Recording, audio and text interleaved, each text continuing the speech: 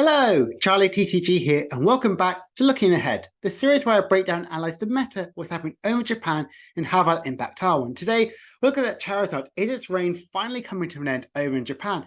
Though it kind of might contradict by how well it's played, its actual finishing position isn't as strong as people may have thought about it. We're also going to look at some of these new cards that got revealed, some interesting mechanics that potentially could be incremented into the game. Let's also look at the City League meta percentage-wise to see exactly how the meta is shaping up before we get Paradox Rift in just a couple weeks' time. So, without further ado, let's jump into the new cards. So, we did get quite a few new cards here, but a lot of people what caught their eye is Serena EX and Vanillix. Now, both of these are a Stage 2 Pokemon, but they are Water type, so instantly means well, you got Gyarados, you can get Rare Candy, plus the evolutions, which absolutely incredible. But let's look at Serena EX right now. So it does have the attack Icicle Soul, which puts damage counters on your opponent's active Pokemon until the HP remaining is 30. So that's already pretty powerful in general. If you have the likes of that Brute Barnet and Radiant Sneasler, which pretty much does that extra 30 damage you might need, you get an instant KO for 1 Grass Energy.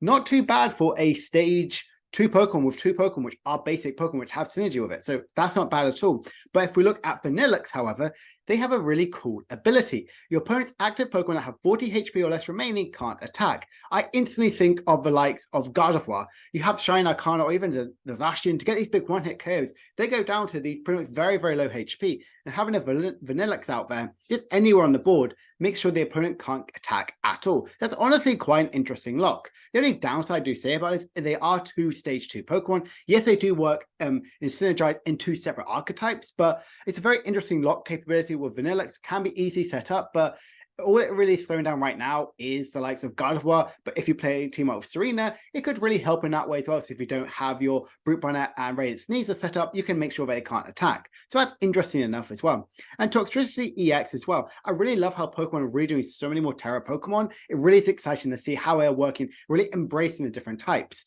This one here is pretty interesting. It's fighting type Pokemon, which attacks for lightning energies. It does have that Gigapunk, which does do 270 damage and discards 3 lightning energy attached to it. And the other attack does 70 and discard the top card of your opponent's deck. Now, this is quite interesting. I do like about it because we do have the Toxel, which will have effect. So you can use Electric Generator onto it. So you can easily power up a Toxtricity, at least turn 2. But if you want to add a Miraidon with the likes of Flaffing as well, it kind of can be very clunky. Miraidon doesn't really have like, there are obviously big fighting type Pokemon, but they can easily get these big one-hit KOs with likes of Raichu, so Toxtricity doesn't really help in that sort of matchup at all. It is interesting, it could help in the mirror match slightly, but that's really about it, how I could think about it, but it's interesting enough. Another Pokemon which I generally think like, or Pokemon love to do, is fighting acceleration with this Garganacl. The reason why I talk about this, like we have had the Sandy Shocks, which only energy accelerates to itself if you've got 4 prices or less.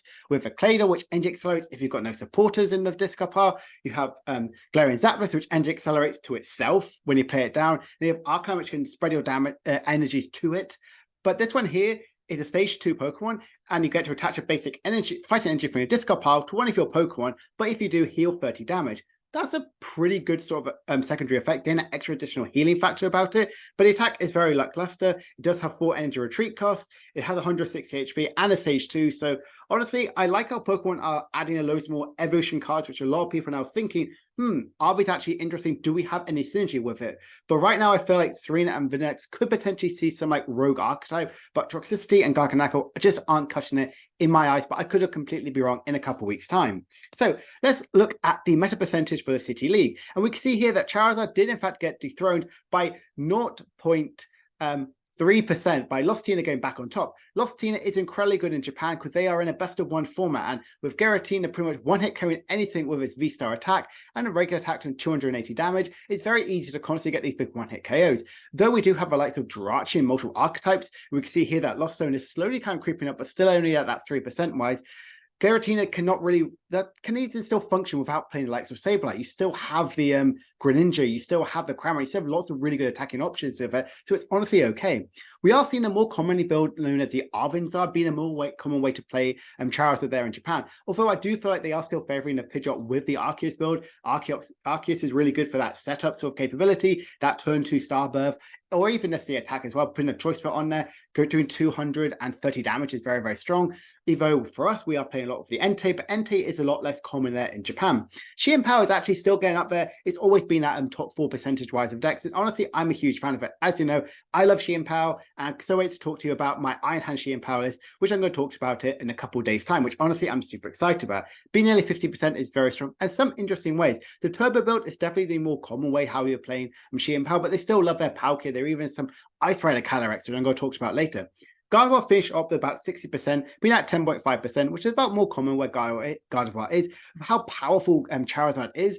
And a lot of people aren't really playing with it because they don't really have that weakness effect about it going into that Charizard matchup. So a lot of people are now opting to play the Mewtwo V Union, which has been really interesting. The reversal one, which kind of was played back couple of months ago back in Japan, I believe one of the last Champions League, which I believe got in top 4, which was honestly very, very popular. A lot of people talked about it. You have that Mewtwo, which could do 16 damage counter on the forward. You have lots of reversal energies. You have the likes of the Luxray, which can definitely really help in the colorless Lugia matchup because that's very, very popular right now. And even though some decks may be playing the Jirachi in there, so we won't be able to put any damage counter on there with the likes of Mewtwo V Union. But if the decks which don't play like Lugia, you can get some big KOs on the likes of Archeoxes. Mew is definitely taking a little bit of a hit, similar with of Lugia. They've definitely fallen down a little bit of a number-wise. Miraidon being about that 8% is about normal we're about to see. But blast from the past, Arctina is coming back in there at 2.3%. It's kind of focusing a little bit more on, I've seen a lot of builds play it with the likes of Alolan Vulpix, which even for us, we've kind of seen that one, having that extra wall protection, stopping the decks, where if we look around the board here, lots of archetypes here do play have abilities and can attack. So having that extra matchup in that Gardevoir, in that Charizard, in that Sheer Power matchup-wise, where you potentially won't be able to get these big one-hit KOs or these very pesky and single-price Pokemon, it can really, really help in the prize race. And having Lost Box kind of slowly creep its way up, I definitely feel like the respect of Jirachi is still there. Similar how Mew, a lot of people didn't play Mew because they respected Spiritomb a lot. We're having that right factor right now with Sableye and Jirachi, but there's not people may go around Jirachi or people aren't teching as often. We can see that Lost Box number definitely increase. But let's have a look at how the top 6 archetypes really played out this week. So we did see Gardevoir jump all the way up to #1 spot, which honestly really did surprise me. The more common way to play it was definitely the one with that Mewtwo V Union, having that in reversal energies at Gallade to get your supporters you might need to have. Also that Luxray as well to do that big 180 damage and play it if you're behind in prizes is very, very strong. Lostina ended up creeping up as well. Very, very good top 8 percentage-wise as well. And getting up that the second place is still very strong. Sheer Power did swap places with it, but you can see that it got 30 top 8. So a lot of people are definitely on this Sheer Power hype train. I want to say I'm hugely a big fan of it, especially after Worlds. I feel like Sheer Power has definitely become one of these big and meta-relevant decks, similar like how Miraidon, it went from these rogue archetypes to people really considering playing Sheer Power, especially in our regionals, where I feel like its worst position right place right recently is like his top 8, which is incredible. Like, sorry, it's constantly being either top 8 or top 16. Nearly every single regional is happening right now. So honestly, Sheer Power is very, very strong right now.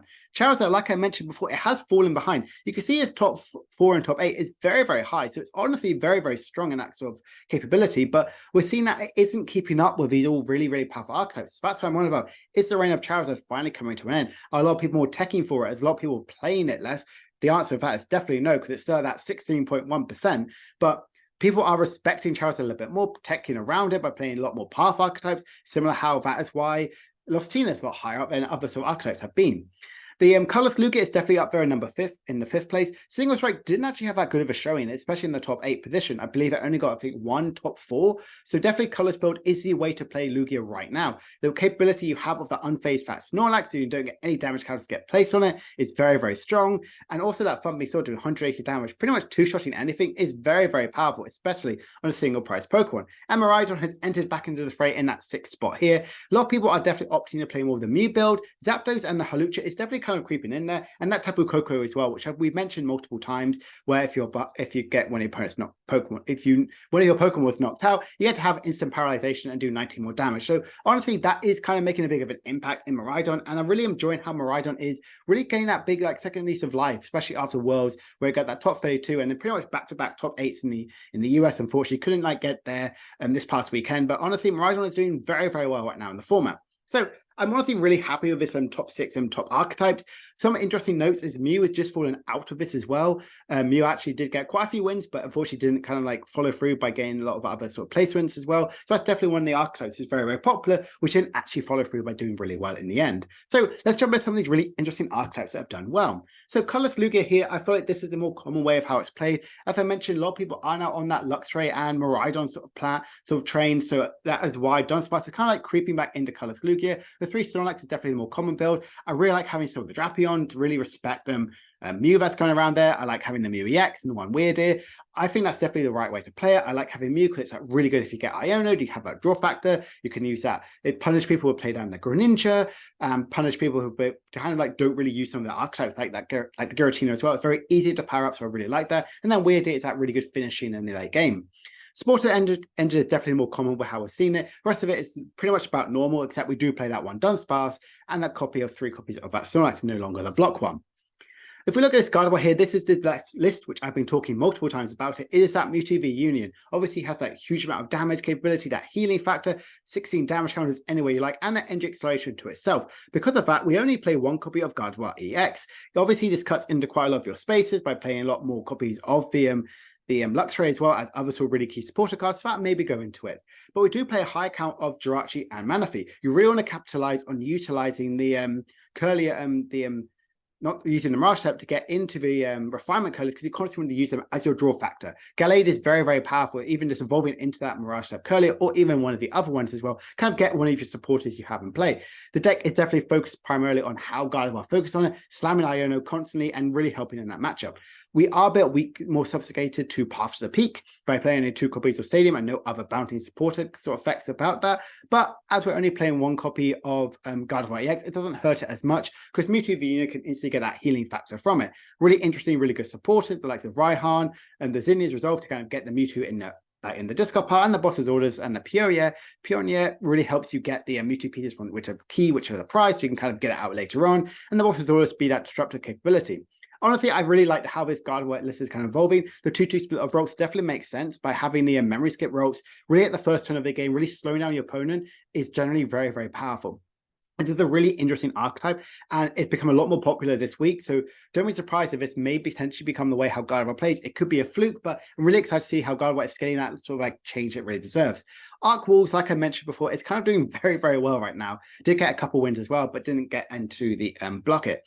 But it does play the Goodra and the Alolan Vulpix. I think this works incredibly well. By all you really need to do is just add Metal Energy, and you've got the whole deck synergized. What I like about this, you do have that Vulpix to help in the likes of the Charizard matchup, the likes of Xianpao, the likes of Gardevoir as well, and also have Goodra as well, which basically can tank so much hit, pretty much tanking 80 damage, so you effectively have 350 HP, which is huge, and honestly, I really, really like that. The rest of it is very, very good. I like the Leafy Poncho, so making sure that they can't like gust out any of your V-Stars, which I really like about that. The Bibarel to help with that draw factor. The Pokemon League headquarters, I think, is very, very nice inclusion to the list, really helping you in the likes of potential like Sableye, making sure they have 2 energies attached to it, so they can't get that easy one-hit KO on likes of the Bibarel. It also really helps in multiple other archetypes. It doesn't really help you in like the Xianpao matchup because they're already using the multiple sort of prize poke energies anyway. So apart from that, I generally think it's really unique in that sort of capability. One thing I would have loved with this one, and a lot of people have seen about it, I love the Poppy inclusion with a Radiant Greninja. This is surprising people out of nowhere by going like getting a switch card into it, getting your Greninja out there, Poppy, move to water energy, attach an energy, and getting 2 prizes that way. I really like because you're forcing your opponent to potentially take 1 prize instead of going 2-2-2. They might have to go 2-2-1-2, which I think is really, really powerful. And using a 1 prize Pokemon to get 2 prizes is very, very strong. And generally could be a way how we see that, but they are opting to play the Goodra, which I think is generally doing very, very well. It did in fact win a senior regionals a couple weeks ago, so definitely it's on people's radar. Goodra is right now. Xianpao here, this was a really interesting winning list. It does play the 2-2 line of Ice Rider. We haven't seen this card in such a long time, I believe since Worlds 2022. I know that's only last year, but that feels so long ago that we're seeing like Ice Rider be relevant. I remember playing this card and really go, oh, it's really powerful. And it does work in Xianpao quite well. It's 2 energies to do 280 damage, whereas like so Xianpao needs 5 energies. So that is a big difference. That's the way. You have your Arceus, which can instantly accelerate energies to your guys, which is very, very powerful as well. And you have that Lost City as well to kind of like Lost Zone any of your really key of your opponent's pieces. And there are some downsides to this as well. We are all of a sudden very weak to if any of the Arceus or even the Giratinas do play out V-Guard energy attached to it, all of a sudden then it's like useless. You've got to go back to Sheer Power to get that KO. But it is quite powerful having that over 320 HP, which is very, very strong. You can utilize Melanie for it as well. It's only 2 energy, so it's really very energy efficient. But then you can use like Greninja to help finish off in the end of the game. But the rise of definitely Sizzle right now in the metagame by being a single price Pokemon, which can instantly get these big KOs on Pokemon and have lots of abilities, I think it's going to really get caught in the crossfire right now. So honestly, I don't know how strong this version really is right now. I like it's more supportive sort of driven. You're not really utilizing the Pokestops. You're not drawing for your deck as much as possible. You have some good disruptive capability with Iono and Avery, but overall, I generally think it's quite difficult to really constantly get that set up. It's very weak to metal energies. You do play only a 1/1 line of Bibarel, so you're very, very weak to Iono that way. And only having a limited amount of search cards can really help damage you in the late game of the tournament. So honestly, it's quite interesting. I'm glad to win actually beat a Charizard. So it does help in that matchup, which is very, very strong. And it doesn't get easy one hit KO by Charizard until your opponent's taken 5 prizes, taking 5 prizes, which is very, very strong. But another list of Sheer Power which has done very well is the one with Rotom. It's in fact actually, I believe, got top 32 or top 64 this past weekend over there in Central. So that's honestly very, very interesting as well. The Rotom is kind of really very powerful, especially if you can't draw anything. Just end your turn by drawing 3 cards is obviously very, very strong. You still have Pokestop, you have Arven, you have Roxanne for disruptive capability, you have that Cynthia, you have that boss. You still also have the 4 cross switches as well. You play the 3/3 line by Excalibur and 2 Forest Hill Stone with the Lumineon. It's honestly, I absolutely love this list. I'm really excited to try it out. Only thing I need to do is get a Rotom V. It's really, really powerful, really, really good for like getting that draw factor as well by still having Pokestop, but having lots of outs to it as well by having really good supporter options. Arven, I actually have been thinking about this as well. Arven works incredibly well in Sheer Power because if you play a Lumineon as well, you can Lumineon for Arven, get your Rare Candy plus Forest Hill Stone. The Forest Hill Stone could get you any card you potentially might need to, might potentially get you the another Rare Candy you might need, or potentially that the Superior Energy Retrieval or Battle VIP pass if you're going second. Again, two battle VIP passes is very, very strong. Honestly, it's a really unique way of how Sheer Power is evolving from the Turbo build, still playing that for and Pokestop as well can really help in those matchups as well. So honestly, really like it. The only downside to it is basically just a 2-price Pokemon, which like similar to like Lumineon, you can like shuffle it back in, but Rotom is like, hey, come KO me. So it's honestly that's the only downside for the archetype. Charizard as well, like I mentioned, is kind of focusing more on the Pidgeot with Arceus build, and it's still very, very powerful in that way. One thing I really like about this deck, and quite unique, it does play 4 outs to Stadium, as well as also 2 workers. So these people are incredibly scared of Path to the Peak, and I generally think that it's the right way around to go with it. Having that 2 workers is also really good to get that draw factor, because you're also getting rid of your potentially your own Artisan, potentially get rid of Velocity, so you don't get that return Pokemon, which is really key, getting that KO'd. You're also getting rid of the likes of Pokestop or any really key supporter stadium cards, which you might potentially be hindering your play or really helping your opponent. Just getting rid of that and having that draw factor is really, really strong in this one. You are a bit weak to Iono, but you do play quite a lot of Iono. You do play that Pidgeot. So once everything is set up, the deck is incredibly powerful. But I think it's really, really interesting. It's gone back to the old sort of build by playing that Jax, playing the Arceus as well. So honestly, I'm a big fan of this archetype. Potentially, this is definitely the more popular way to play it over there in Japan, but very different from our version we played it right recently. So I just thought I would cover it as well.